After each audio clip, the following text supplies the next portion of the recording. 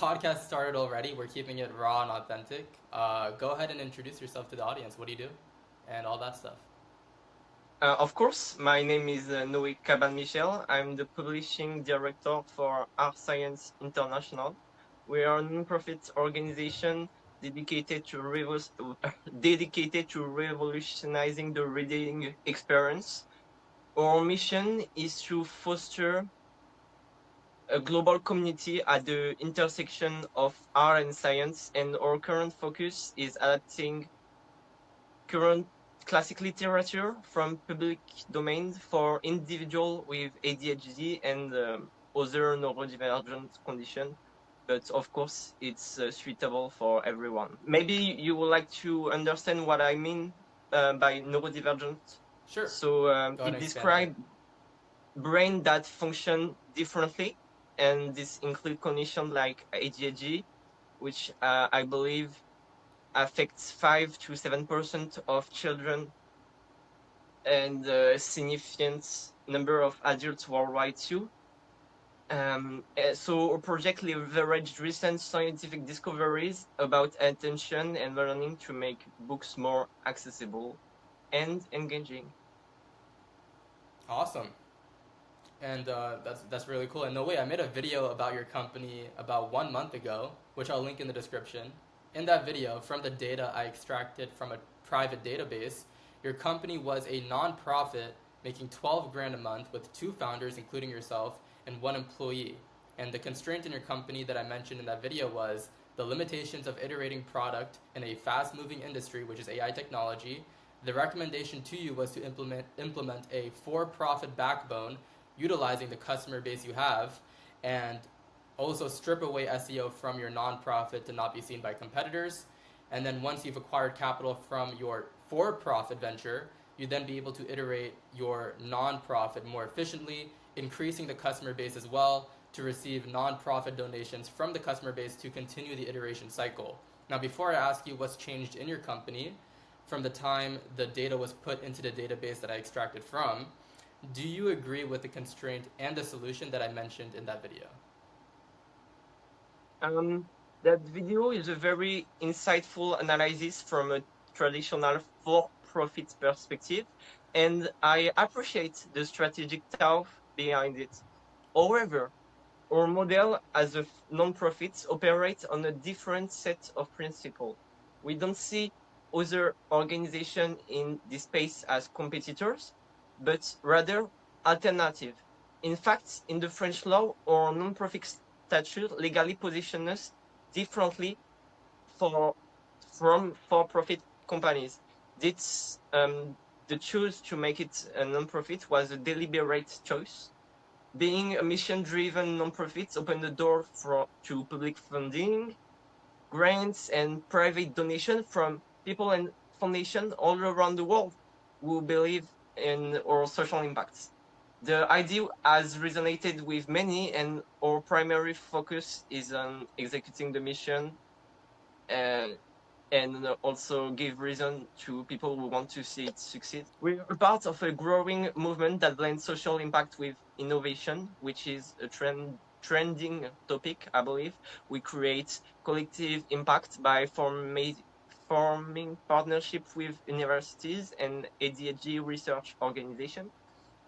Ultimately, we're aiming for a blended value where we can generate both significant social return in the financial stability to continue our work and social returns, of course. Awesome. Awesome. Great clarification. Um, why do you believe you can iterate your product quick enough without a for profit backbone? Because a majority of companies are able to iterate quick enough because of having a for profit backbone or because they are a for profit venture. Do you believe you can continue to iterate your product successfully being a nonprofit? Um, Let me think. Do you mean how do we get customers? Well, I mean, yeah, I mean, how do you get your customers? That's a good question. How do you get your customers? How do you enhance your top of funnel? Yeah, since we're currently in the research and development phase, our customer acquisition is more about building, community building. Yeah, before our official book release, um, we are engaging our future audience through high quality merchandising. For example, we had a lot of love for our book design cover, which you can find on our official website or rtxse.org, link in description.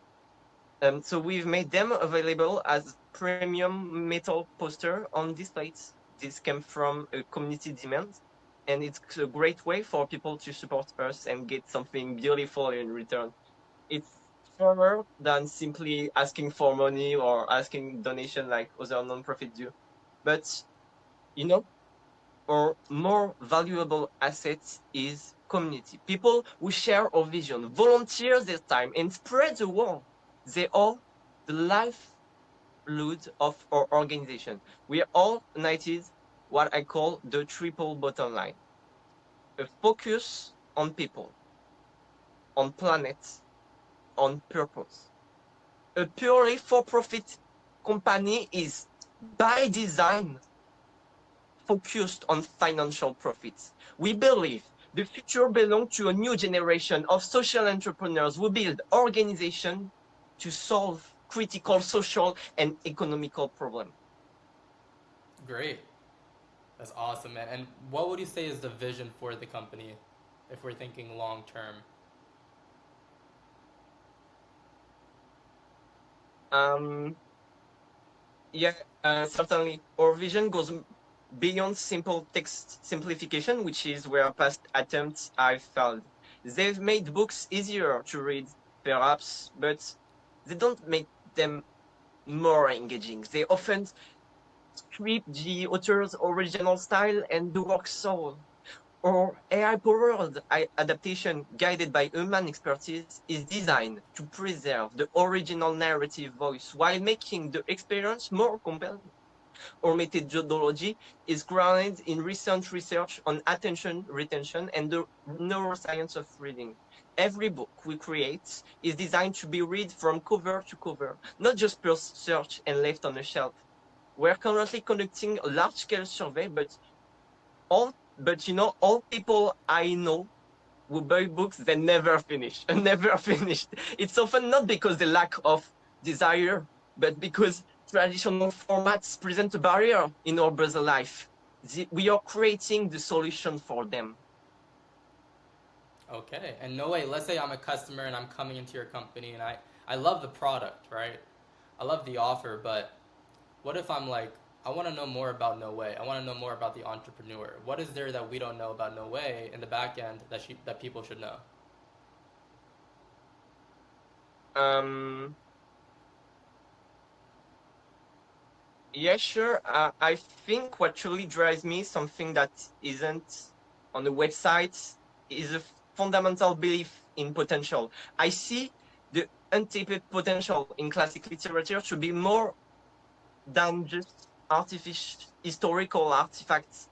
And more importantly, I see the incredible, often overlooked potential in neurodivergent minds. When I started this at 18, some people saw it as just a nice idea, but I see beyond that. I see it as a necessary innovation for creative, more inclusive, empathic, and intelligent world. Amazing. And this is a bit of a personal question, No Way, but what would you say are the problems your company is facing right now?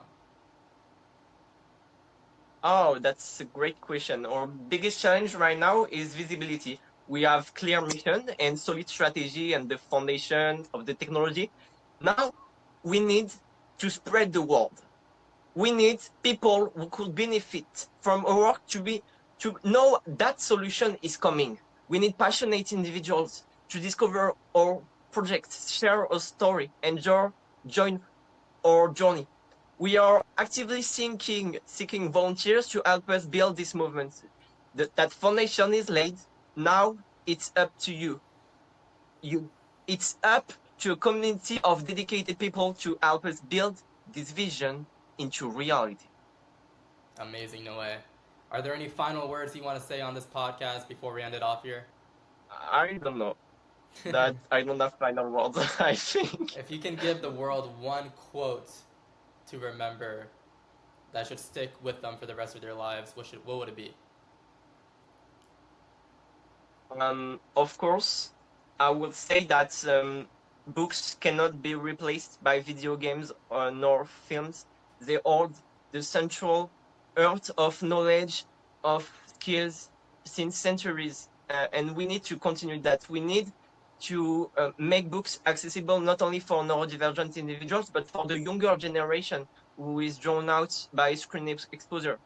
That was about the literature part. Now, about the entrepreneur part, I would ask you, the person who is watching this video, what if your next company idea is in fact a non-profit? Amazing. Guys, you guys can check out Noé's company in the description. And if you guys are new here on this channel, go ahead and hit that subscribe button if you want to see more of me on your home feed. Noé, thank you so much for hopping on. That was such a great pleasure. Thank you very much, Cheche. I will have a final word to say.